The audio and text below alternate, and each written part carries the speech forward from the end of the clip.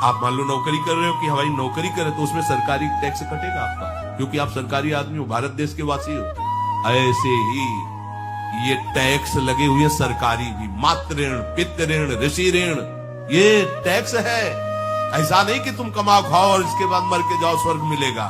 Tax चुकाओ। ये मनुष्य शरीर मिला, इन ऋणों से मुक्त हो। अगर नहीं हुए तो भी तुम्हें दुर्गति होगी।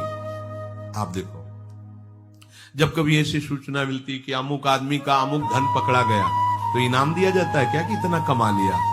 सजा दी जाती है, तुमने टैक्स की चोरी की। अगर चोरी नहीं की, मेहनत से कमाया या व्यापार से कमाया, दिया नहीं सरकार को, हाँ दिया नहीं, इसीलिए तुम्हें टैक्स की चोरी का दंड मिलेगा, सारा धन अपहृत हो जाएगा, तुम्हारी निंदा होगी, तुम्हें सजा मिलेगी। बोलो मिलती है नहीं? ऐसे ही ये लड़का, बच्चा, पत्नी, पुत्र, परिवार जो भी है, ये सब श्री भगवान का तुम्हें टैक्स देना है। क्या टैक्स देना है? भगवान की शरण होकर उनका सुमिरन करो, सारे ऋणों से वो मुक्त कर देंगे। एकादशी स्कंद में कहा है, मेरा भजन करने वाले का कोई ऋण नहीं रह जाता। और नहीं तो महाभारत में ही प्रसंग आता है, एक जरत्कारु नाम के ब्रह्म ऋषि और भक्त में बड़ा अंतर होता है। वो तपस्या प्रधान, जैसे दुर्वासा ऋषि तपस्या प्रधान थे, वो बाल ब्रह्मचारी और तपस्या से युक्त एक दिन भ्रमण कर रहे थे, तो आवाज आई, मेरी रक्षा करो, मेरी रक्षा करो। तो उस आवाज की तरफ बढ़े तो देखा कुएं में उल्टा लटके हुए हैं बहुत से ऋषि, और एक केवल तंतु है, एक केवल तंतु है जिसमें दो चूहे लगे हुए उसको भी काट रहे हैं, एक काला और एक श्वेत। तो उन्होंने देखा और दयालु हो गए कि ऋषियों, मैं तुम्हारी कैसे रक्षा कर सकता हूं? तो उन्होंने कहा कि ये जो दो चूहे हैं रात और दिन है, और जो हम लोग हैं ये तुम्हारे पितर हैं। ये चूहे तुम्हारी आयु को काट रहे हैं, एक तंतु हमारे कुल में केवल तुम ही हो, और तुमने तपस्या की ठान ली, ब्याह किया नहीं, गृहस्थ धर्म में गए नहीं, पुत्र हुआ नहीं, तो तपस्या में, भक्ति में एक दम है कि सब ऋणों से मुक्त कर देगी। ये बात ध्यान रखना, तपस्वी अलग है, भक्त अलग। इसलिए पीछे चर्चा आई थी कि तपस्वियों से भी अधिक, ज्ञानियों से भी अधिक, कर्मकांडियों से भी अधिक वो मेरा भक्त योगी होता है। तुमने तो ब्याह किया नहीं, तो अब ये तंतु रात दिन तुम्हारे जीवन को काट रहे हैं, जहां तुम खत्म हुए हम सब नरक में गिर जाएंगे। पितरों ने कहा, तुम पितर ऋण से युक्त हो, मुक्त तभी होगे जब ऐसा करो। वो दृश्य खत्म, अंतर ध्यान हो गया। वो बड़े दुखी हुए कि क्या करें। तो उन्होंने मन में निश्चय किया कि ब्याह तो करूंगा पितरों के उद्धार के लिए। इतने बड़े तपस्वी हैं जरत्कारु जी, बड़ी महिमा है, लेकिन बात यहां फंस गई, पितृ ऋण। उन्होंने मन में निश्चय किया कि कोई आके अपनी कन्या दे दे और उसका भी नाम जरत्कारु हो, मैं बिल्कुल भरण पोषण नहीं करूंगा, और कभी हमसे कोई प्रश्न ना करे। ऐसी अगर कोई कन्या देगा तो मैं स्वीकार कर लूंगा।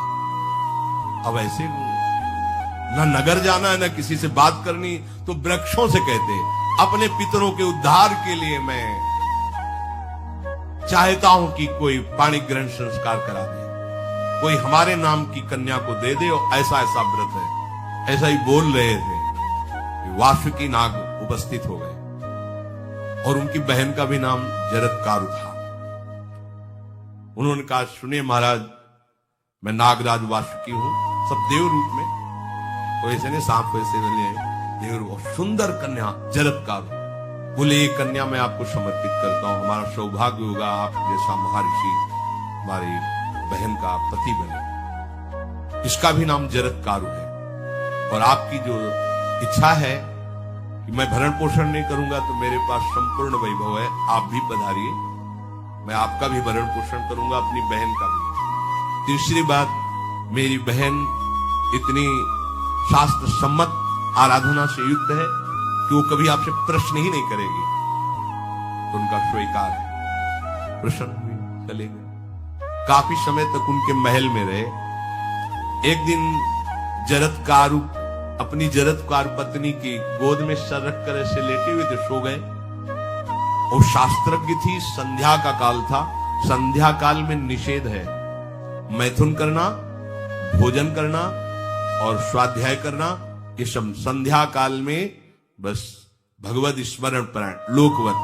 लेकिन हमारे यहाँ महारानी जी की संध्या आरती और संध्या भोग लगने के बाद ये इसीलिए वृंदावन धाम इसका कहीं भी ये वेदान्नपि संन्यस्त, वेदों से भी ऊपर उठी रसमयी रसोपासना है, प्रियालाल की महल है।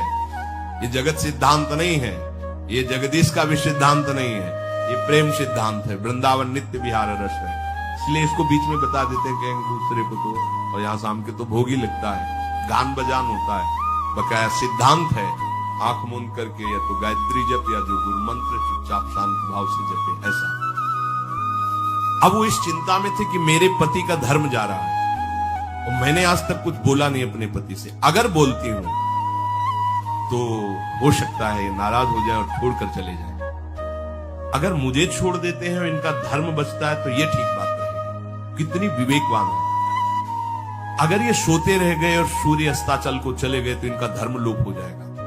ये मैं होने नहीं दूंगी, अपने पति का धर्म लोप नहीं होने। और वो उस समय भी केवल एक लंगोटी लगा के रहते थे, अस्थि मात्र हो रहे शरीर। वहां भी ऐसा नहीं कि दूल्हा बन करके सज, नहीं, वैसे ही केवल पितरों की तृप्ति के लिए उन्होंने बात स्वीकार की। उन्होंने कहा महाराज उठिए, संध्या का समय है, शास्त्र निषेध करता है इस समय सोना नहीं चाहिए, नहीं आपके धर्म का लोप हो जाएगा। महाराज उठिए, सूर्य अस्ताचल को बस पहुंचने ही वाले हैं, उठिए। उठे एकदम लाल आंख करते हुए, तुमने हमें टोका कैसे, तुमने हमसे प्रश्न कैसे कर दिया, मैं अभी तुम्हारा त्याग करता हूं। बोले स्वीकार है, आपके धर्म का लोप ना हो। कहीं सूर्य अस्ताचल को चले गए, आपने अर्घ नहीं दिया तो जीवन भर की आपकी उपासना में कलंक लग जाएगा कि आपने संध्या काल में शयन करते हुए सूर्य आराधना नहीं की, आपके धर्म का लोप हो जाए। बड़ा सूक्ष्म धर्म का विषय है। तो उनका सूर्य की ताकत कैसे कि मैं सोता रहूं और वो अस्ताचल को चले जाए, ऐसे महात्मा थे। का सूर्य की ताकत कैसे, भगवान व्यास देव जी ने लिखा है, किसी कहानी की बात नहीं। सूर्य की सामर्थ्य कैसे है कि मैं अर्घ ना दूं और वो अस्ताचल को चले जाए, सूर्य तब तक रुके रहते जब तक मैं सोता रहता। पर तुमने टोक दिया, अब मैं चला। जब चले तो उन्होंने कहा हमारे गृहस्थ धर्म का जो फल होता है, आपके पाणी ग्रहण स्वीकार का जो फल होता है, उसको बिना दिए आप कैसे चले जा रहे हैं। उनका आस्तिक वो है, चले गए। उसी से आस्तिक मुनि का प्रादुर्भाव हुआ और उन्होंने आगे बड़ा चरित्र है उनका, आस्तिक, उसी से नाम रखा आस्तिक। आस्तिक उन्होंने जन्मेजय की यज्ञ को बंद किया। आप सोचो, एक पितर की तृप्ति के लिए उनको ये सब करना पड़ा। और श्री हरिशरणम और निरंतर भजन, तो मातृण, पितृण, देवऋण, ऋषि ऋण, सब ऋणों से उपासक मुक्त होकर के परम धाम को जाता है। एकमात्र भगवदास है। पर ये मूढ़ जन इस बात को नहीं जान पाते।